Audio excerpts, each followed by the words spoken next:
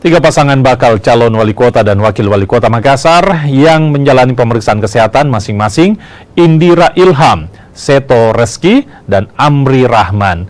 Dalam pemeriksaan ini, bakal calon akan diperiksa secara menyeluruh, seperti kondisi kesehatan fisik, kejiwaan, atau psikologi, dan tes penggunaan narkoba oleh Badan Narkotika Nasional Provinsi Sulawesi Selatan.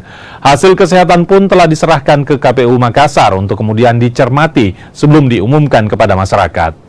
Hari ini adalah pemeriksaan terakhir ya dari tahapan pemeriksaan kesehatan tanggal 2. Ada 3 paslon dari yang hadir hari ini untuk pemeriksaan. Ketiga-tiganya juga hadir. Yang satu paslon sebelumnya sudah diperiksa di tanggal 30 kemarin.